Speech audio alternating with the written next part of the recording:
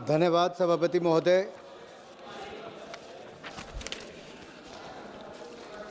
वंदे मातरम, वंदे मातरम, वंदे मातरम। ये साल बहुत विशेष है क्योंकि 150वीं जयंती जहां हम सरदार पटेल जी की मना रहे हैं, बिरसा मुंडा जी की मना रहे हैं, वहीं वंदे मातरम एट 150। और मैं आभारी हूं माननीय स्पीकर महोदय का कि जिन्होंने इस पर चर्चा रखी। आभारी हूं अपने दल का और अपने नेता आदरणीय नरेंद्र मोदी जी का जिन्होंने मुझे इस अवसर पर बोलने का मौका दिया। और सबसे प्रसन्नता की बात यह है कि वंदे मातरम पर चर्चा की शुरुआत भी किसी और ने नहीं, देश के यशस्वी प्रधानमंत्री नरेंद्र मोदी जी ने स्वयं की है। एक समय वो था जब शताब्दी वर्ष वंदे मातरम का था, उस समय आपातकाल लगाकर देश को अंधकार में डुबाने का काम और देश के संविधान को तार तार करने का काम उस समय की प्रधानमंत्री इंदिरा गांधी जी ने किया था। उस समय तो चर्चा भी नहीं हो पाई थी। आज स्वयं प्रधानमंत्री जी ने अपने भाषण में देश की जनता के सामने वंदे मातरम का इतिहास और इसके सांस्कृतिक महत्व को देश के सामने रखा है। मैं यही कहूंगा, एक तरह से आने वाली पीढ़ियों के लिए वो एक बहुत बड़ा डॉक्यूमेंट, एक प्रेरणादायक बनेगा, एक ऐसा दस्तावेज जिस पर 150 साल पुरानी जितनी हमारी घटनाएं घटी, कैसे वंदे मातरम ने देश को एकजुट करके रखा। और वंदे मातरम, माननीय सभापति जी, केवल एक गीत नहीं, ये महामंत्र है। और मैं तो आप सबके सामने कहना चाहता हूं कि वंदे मातरम कोई धार्मिक गीत नहीं है, किसी व्यक्ति, दल या किसी राज्य का गीत नहीं। वंदे मातरम राष्ट्र की आत्मा का गीत है। वंदे मातरम भारत के गौरव का गीत है। वंदे मातरम भारत की आशाओं आकांक्षाओं का सुरमई गीत है। भारतीय संस्कृति और विरासत का प्रतीक है। वंदे मातरम सिर्फ गीत नहीं बल्कि राष्ट्रीय प्रेम की रीत है और इसलिए कांग्रेस इससे भयभीत है। और भयभीत तो इतनी है साहब कि जब इसकी चर्चा शुरू हुई, माननीय प्रधानमंत्री जी सदन में थे, तब भी जिस परिवार को दशकों तक इस देश में नेतृत्व करने का मौका मिला, उसके 2 सदस्य सदन में ही उपस्थित नहीं थे। इतना भय, या मैं तो कहूंगा पंडित नेहरू जी ने तो वंदे मातरम को छांट दिया था, काट दिया था, उसके बाद देश को बांट दिया था। उन्होंने 2 स्टैंजा तक सीमित कर दिया था। राहुल जी ने केवल 1 लाइन गाने के लिए मजबूर कर दिया था। आज जब चर्चा हुई तो दोनों गायब ही रह गए। लेकिन मैंने सुना है अभी गलियारों में चर्चा थी कि शायद पिछले 5 दिन से प्रियंका जी मेहनत कर रही हैं, याद कर रही हैं, आज पूरा वंदे मातरम, पूरा सभी स्टैंजा बगैर पढ़े यहां पर गाने वाली है। मैंने सुना है, बाहर चर्चा चल रही थी ऐसी। अब उसका भी इंतजार रहेगा। जो इतने महापाप किए हैं, अब महापाप का प्रायश्चित करने का समय भी आ गया है। वंदे मातरम के जो हिस्से जो पंडित जवाहरलाल नेहरू जी के कहने से काटे गए थे, उन हिस्सों के बड़े किस्से हैं। राहुल जी होते तो जरूर सुनाते हैं उनको। उन हिस्सों में मां दुर्गा की स्तुति थी, शक्ति की आराधना थी, और इन हिस्सों को हटाना भारत की आत्मा को चीरने जैसा था। माननीय सभापति जी, वंदे मातरम का संक्षिप्त इतिहास पर मैं कुछ कहना चाहूंगा। 7 नवंबर 1875 के दिन भारत माता के महान सपूत, संत, साधक, साहित्यकार बंकिम चंद्र चट्टोपाध्याय जी ने इसकी रचना की। और यह शुभ दिन कार्तिक शुक्ल नवमी था, अक्षय नवमी था। और शायद यही कारण भी है कि आज भी ये वंदे मातरम कोई कविता नहीं, भारत माता और इस महान भारत भूमि का एक समर्पित महामंत्र है और आगे आने वाले दशकों तक रहेगा। वंदे मातरम उतना ही पवित्र है जितनी वेद की ऋचाएं हैं। वंदे मातरम उतना ही पाक है जितनी कुरान की आयतें हैं। वंदे मातरम उतना ही होली है जितने बाइबल के वर्स हैं। वंदे मातरम बंकिम चंद्र चटर्जी के कालजयी उपन्यास आनंद मठ का एक अभिन्न अंग है, एक भाग है। आनंद मठ केवल एक उपन्यास नहीं बल्कि एक ऐतिहासिक चेतना का दस्तावेज है। अनडिवाइडेड बंगाल की लड़ाई लड़ने वाले ऐसे जो लोग जो ईस्ट इंडिया कंपनी और स्थानीय सामंती नवाबों के अत्याचारों और शोषणों के खिलाफ लड़ते थे, उन महान सेनानियों के संघर्ष का महामंत्र था वंदे मातरम। वंदे मातरम आज भी उतनी ऊर्जा का संचार करता है। फिर भी जिन लोगों के दिमागों के दरवाजे बंद हैं, अपनी बुद्धि और विवेक पर जिन्होंने कट्टरपंथ का ताला लगा रखा है और जिन्होंने कट्टरपंथ का ताला लगा रखा है, उनके लिए उन्हीं की भाषा में मैं कुछ कहना चाहता हूं जो एक अनाम कवि ने लिखा है। 4 लाइन साझा आपसे करता हूं कि वंदे मातरम है क्या। कौम के खादिम की है जागीर वंदे मातरम, मुल्क के वास्ते है आखिर वंदे मातरम, मुल्क के वास्ते अक्सीर वंदे मातरम, जुल्म से गर कर दिया खामोश मुझको देखना, जुल्म से गर कर दिया खामोश मुझको देखना, बोल उठेगी मेरी तस्वीर वंदे मातरम वंदे मातरम। अध्यक्ष महोदय एक बहुत बड़े बंगाली साहित्यकार, इस्लामिक स्कॉलर हुए रियाजुल करीम, उन्होंने एक किताब लिखी थी, एक लेख लिखा था इस्लाम और वंदे मातरम। मैं इस्लाम इसलिए कह रहा हूं कि मुझसे पहले के कांग्रेस, डीएमके और अन्य वक्ताओं ने कहा कि मुस्लिम इसके विरोधी थे। नहीं साहब, मैं इसकी सच्चाई पर आपके प्रकाश डालना चाहता हूं। उन्होंने वंदे मातरम के समर्थन में एक लेख लिखा, इस्लाम और वंदे मातरम। रियाजुल करीम ने लिखा कि साजिश के तहत वंदे मातरम का विरोध शुरू करवाया गया ताकि मुसलमानों को स्वतंत्रता संग्राम के आंदोलन से धीरे धीरे हटा दिया जाए। रियाजुल करीम ने लिखा कि वंदे मातरम वह गीत है जो गीत गूंगों को जबान दे दे, जो कमजोर दिल के थे उनको साहस दे दे, जो सन्यासी विद्रोही हो या भारत का स्वतंत्रता संग्राम या फिर देश के लिए सीमाओं पर लड़ने वाले जवान हो, वंदे मातरम के उद्घोष से ऐसा जोश पैदा होता हो कि मुर्दों में भी जान फूंक दे, मुर्दों में भी जान फूंक दे। बढ़ते कदम रुक जाते हैं, सर तन जाते हैं गरूर से, बढ़ते कदम रुक जाते हैं, सर तन जाते हैं गरूर से, कान में पहुंची जहां झंकार वंदे मातरम वंदे मातरम। जिन लोगों ने वंदे मातरम के विरोध के बहाने मुसलमानों को स्वतंत्रता आंदोलन से अलग करने का प्रयास किया, आज वो देश के विकास में और विकसित भारत के इस सोच के साथ भी उनको जोड़ने के लिए या उनसे अलग हटने का प्रयास कर रहे हैं। माननीय सभापति जी, वंदे मातरम राष्ट्रभक्तों के लिए, वंदे मातरम हम राष्ट्रभक्तों के लिए एनर्जी है और कुछ लोगों को इससे एलर्जी है। अब एलर्जी वालों को तो हम कुछ कर नहीं सकते, लेकिन 150वीं जयंती पर मैं इतना जरूर कहूंगा कि अंग्रेजों को तो वंदे भारत से दिक्कत थी, जिन्ना को वंदे भारत से दिक्कत थी। स्पीकर साहब प्लीज अंग्रेजों को वंदे मातरम से दिक्कत थी, अंग्रेजों को वंदे मातरम से दिक्कत थी, जिन्ना को वंदे मातरम से दिक्कत थी, जिन्ना के मुन्ना को भी वंदे मातरम से दिक्कत है। अध्यक्ष जी, मैं बड़ा स्पष्ट कह रहा हूं, इसमें आपको क्या सर, माणिकम टैगोर जी को क्यों ऐसा लगता है? मैंने इतने कहा कि जिन्ना को वंदे मातरम से दिक्कत थी, अंग्रेजों को वंदे मातरम से दिक्कत थी और जिन्ना के मुन्ना को भी वंदे मातरम से दिक्कत है। जिनमें वंदे मातरम सुनकर ऊर्जा का संचार नहीं होता, जिनमें वंदे मातरम सुनकर ऊर्जा का संचार नहीं होता, या तो वो कांग्रेसी हैं, कम्युनिस्ट हैं या लीगी सोच के समर्थक हैं। और मैं कहना चाहता हूं, कांग्रेस का समर्थक मुस्लिम लीग कर रही है, इंडियन मुस्लिम लीग कर रही कि नहीं कर रही है, और उसके समर्थन के बिना राहुल जी और प्रियंका जी शायद चुनकर भी नहीं आ पाते, इसलिए उनका समर्थन लेने की जरूरत पड़ रही है।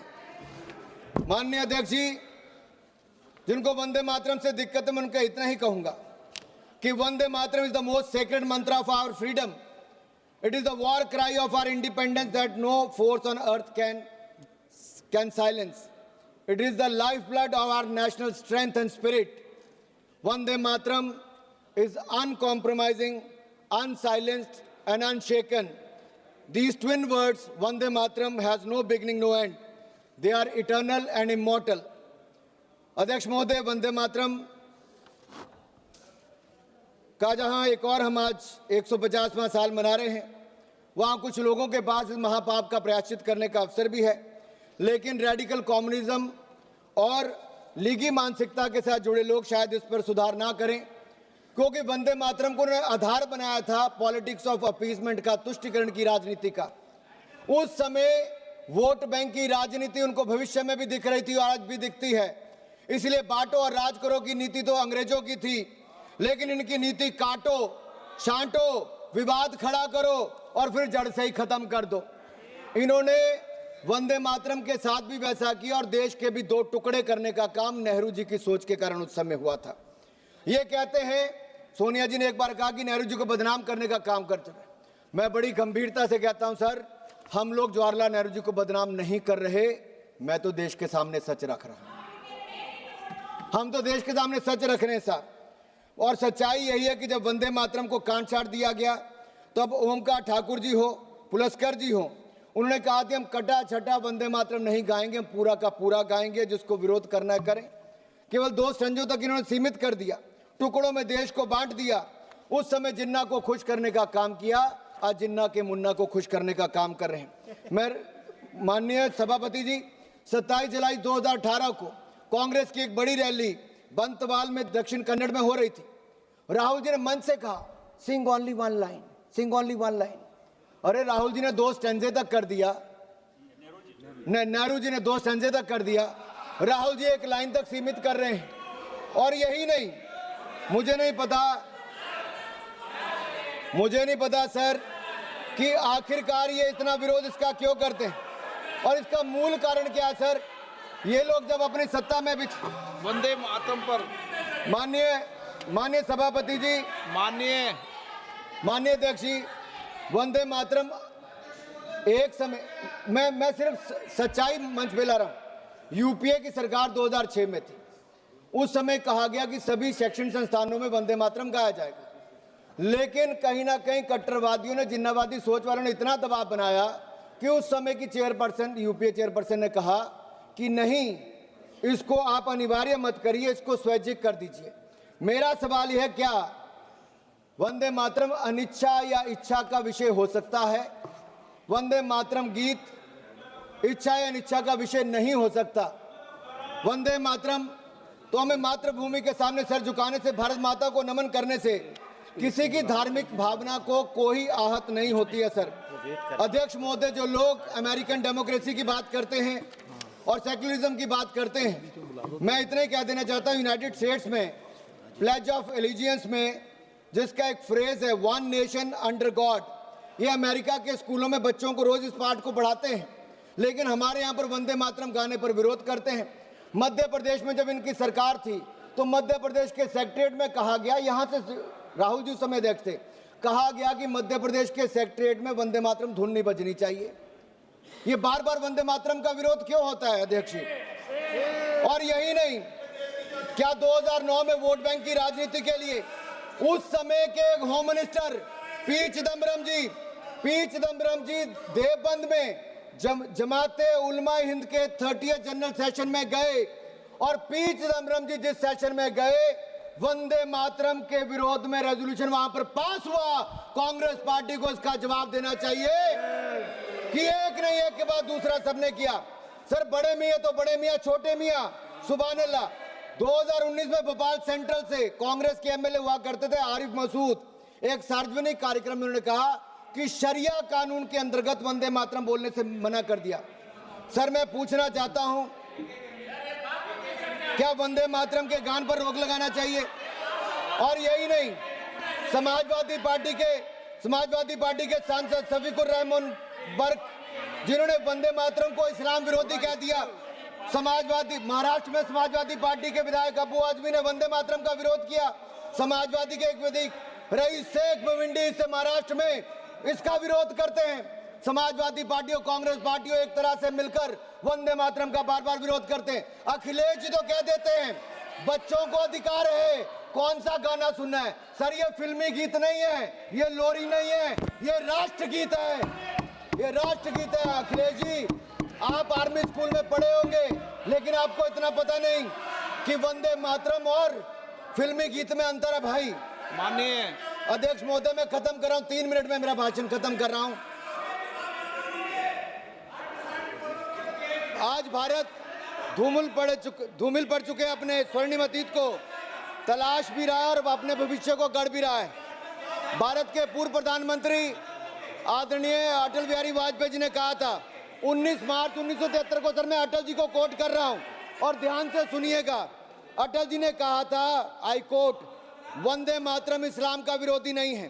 क्या इस्लाम को मानने वाले जब नमाज पढ़ते हैं तो इस देश की धरती पर, इस देश की पाक जमीन पर सिर नहीं टेकते, माथा नहीं झुकाते? ऐसे मुद्दों पर किसी को भी असहमत होने की इजाजत नहीं दी जा सकती।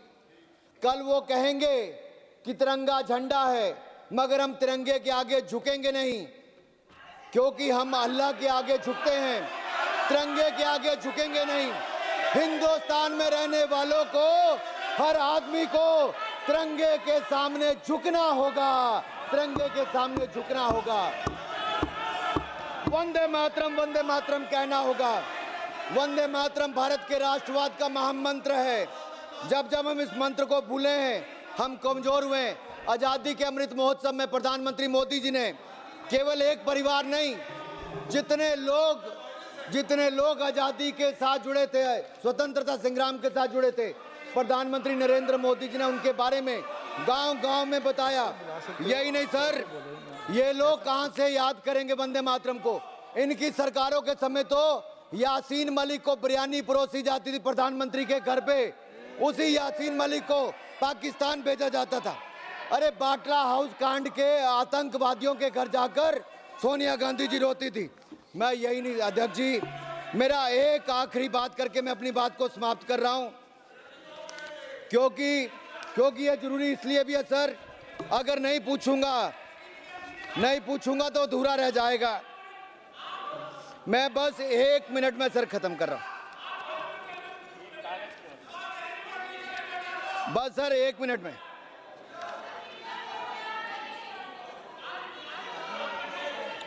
नहीं ये लोग बहुत हल्ला कर रहे हैं सर।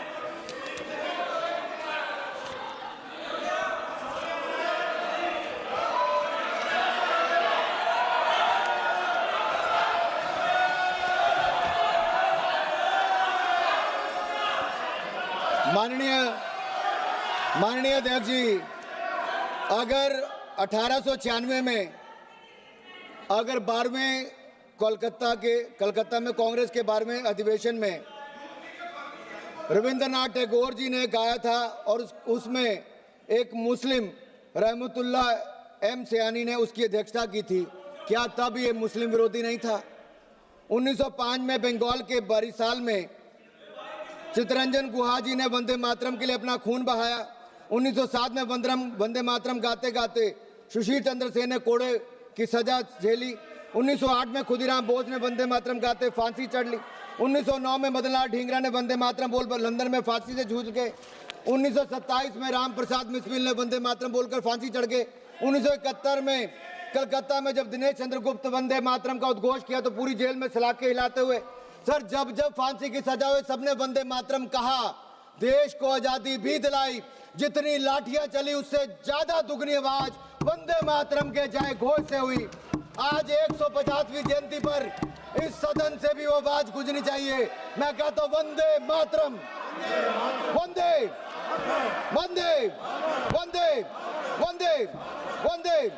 सर यही हमें कहना है, हमें इसको सर मेरा इतना ही कहना है कि ये बार बार माणिकम जी कितना विरोध वंदे मातरम का करोगे? माणिकम जी कितना विरोध वंदे मातरम का करोगे? अध्यक्ष महोदय एक सवाल पूछ के मैं अपनी बात खत्म, आखिरी सवाल है, आखिर वो कौन सी मानसिकता है जिस एक शब्द, जिस कविता ने राष्ट्रवाद का ज्वार पैदा कर दिया अंग्रेजों से लड़ने के लिए, आज चंद लोग उसका विरोध करते हैं। जिस वंदे मातरम पर हजारों स्वतंत्रता सेनानियों ने देश के लिए अपने जान न्यौछावर कर दी, आज उससे दिक्कत है। जिस वंदे मातरम की धुन विश्व कवि रविंद्रनाथ टैगोर ने दी उससे दिक्कत है, जिस वंदे मातरम को गाया लता दीदी ने उससे दिक्कत है, ए.आर. रहमान ने जिसको माँ तुझे सलाम में जगह दी उससे दिक्कत है, जिस वंदे मातरम चंद्रशेखर आजाद, सरदार भगत सिंह, मदन लाल ढींगरा, वीर सावरकर, राम प्रसाद बिस्मिल जैसे क्रांतिकारियों का अभिवादन था उससे दिक्कत है, जिस वंदे मातरम का नारा लगने की वजह से हेडगेवार जी को स्कूल से निकाला गया उससे दिक्कत है, जिस वंदे मातरम के समर्थन में लेख छपने के कारण लोकमान्य बाल गंगाधर तिलक को देश निकाल मिला उससे दिक्कत है, जिस वंदे मातरम को राष्ट्रगीत का सम्मान प्राप्त हुआ उससे दिक्कत है। आपको दिक्कत किससे है?